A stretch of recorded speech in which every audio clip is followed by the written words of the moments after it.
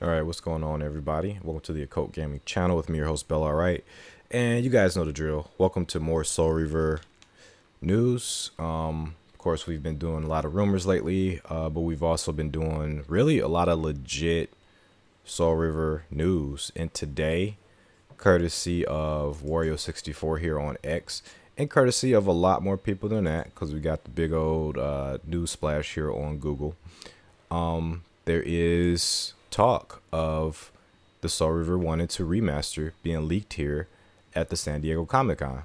So I'm sure a lot of you guys have seen this already. A lot of you Legacy of Kain fans that check out the channel.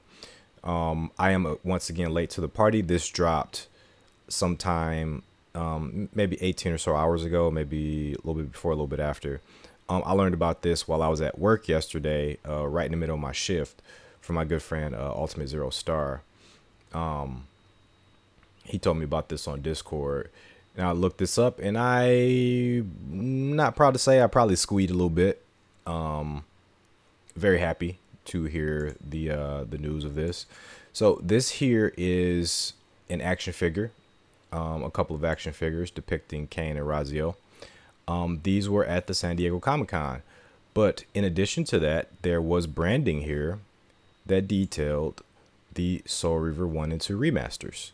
So if you guys know anything about remake versus remaster, a lot of times these terms are used interchangeably, but for the most part, a remaster typically is going to be the old game, with the same old code, but given kind of a fresh coat of paint for modern systems, and sometimes some tweaks with the gameplay itself. So it's not going to be a brand new game in a new engine. It's going to be that old game. Sometimes with remasters, they do work on the infrastructure of the game. So it might technically be a new engine, or it might be like them taking the old engine and like kind of putting it in a new sort of framework. I'm not sure the technical terms to describe this. More of a kind of almost like when you build a car and you put it in like a new you put your parts in like a new frame, I guess. I don't know.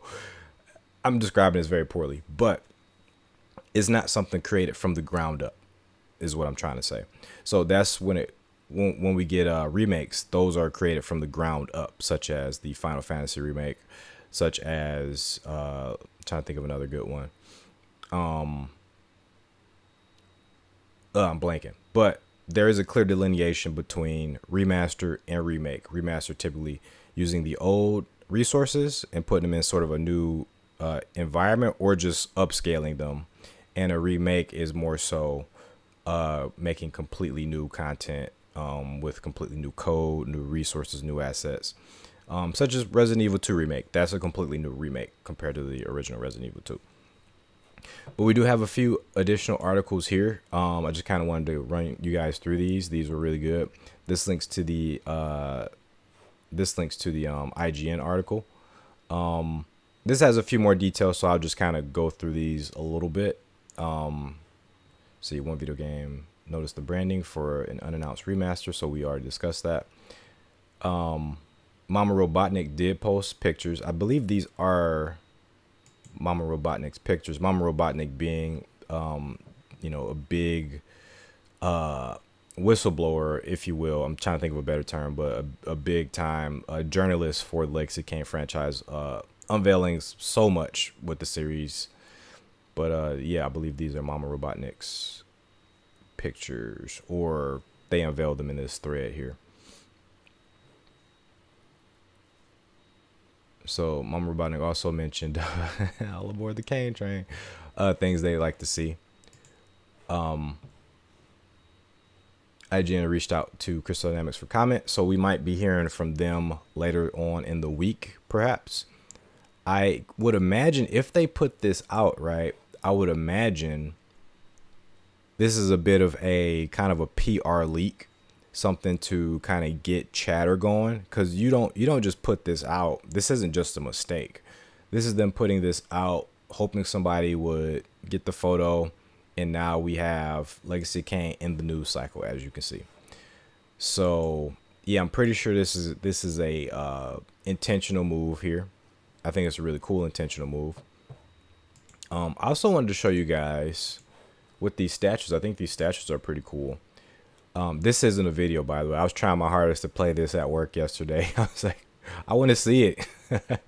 But something I noticed about the statue here is that this Raziel statue, very familiar to me because when I was in college, about 12, 13, maybe 14 years ago, I used to draw this image so much back in the day. I drew it quite a few times.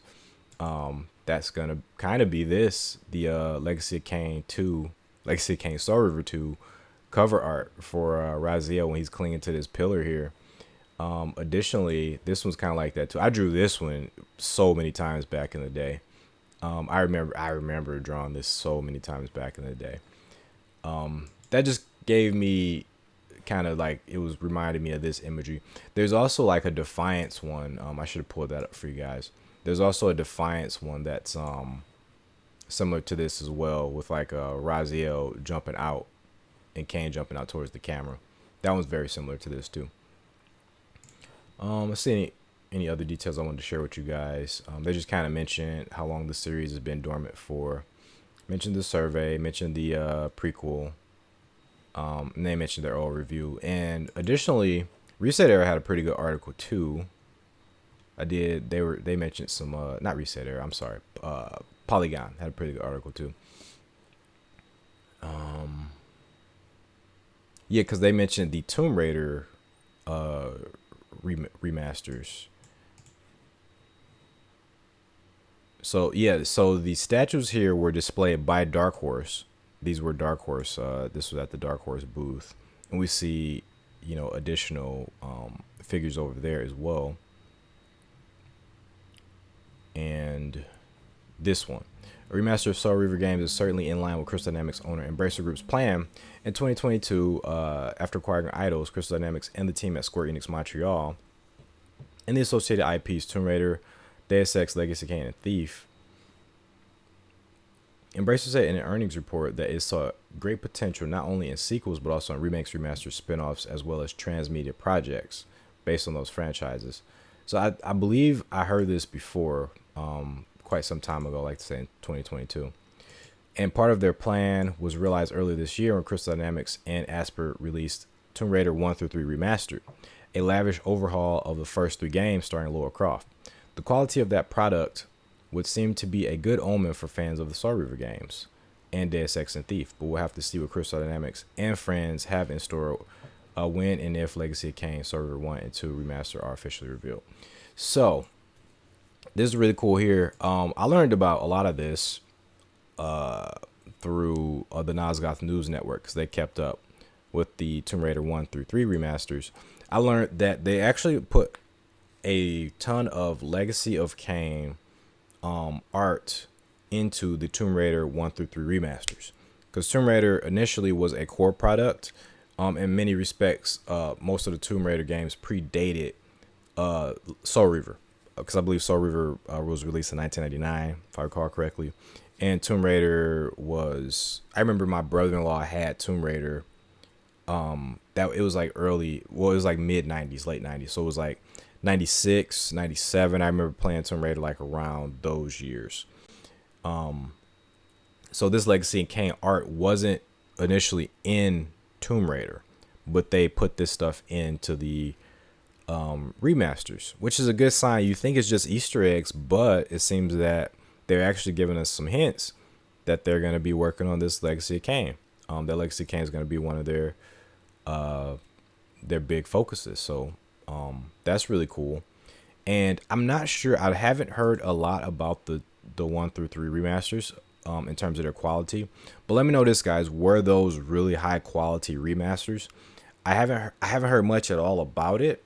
I have seen people like genuinely get excited about them, but once it was announced, I didn't hear anything about, if the quality was like really bad, if they needed to put like more time into it, any like outstanding glitches. There's been basically radio silence for me on YouTube, but I'm not like, my feed isn't like Tomb Raider centric at all either.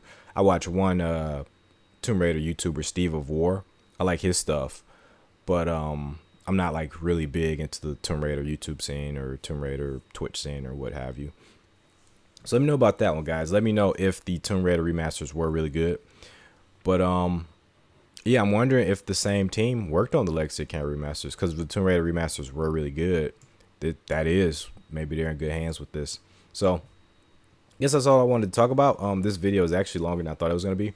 But yeah, let me know what you guys think of this news. Let me know what you guys, if you guys think that we will be getting remasters of Legacy of Kain, Soul Reaver 1 and 2.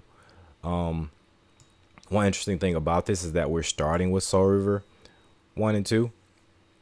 That may be because of some legal matters with Silicon Knights, possibly. I don't know.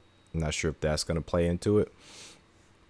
It may be because they just think Soul Reaver 1 and 2 is more marketable, because it's kind of difficult going from Blood Omen 1, then Soul Reaver 1, Soul Reaver 2, Defiance, and then Blood Omen 2. It's kind of weird recommending that.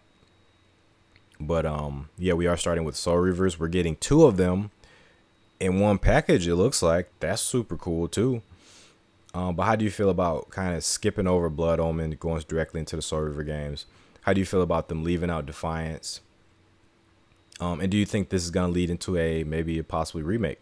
Would you like to see a remake, or would you like to see new content? Lots of different things we could talk about. I'm definitely super excited to hear what you guys have to say about it. But I want you guys to take care. Till next time, everybody.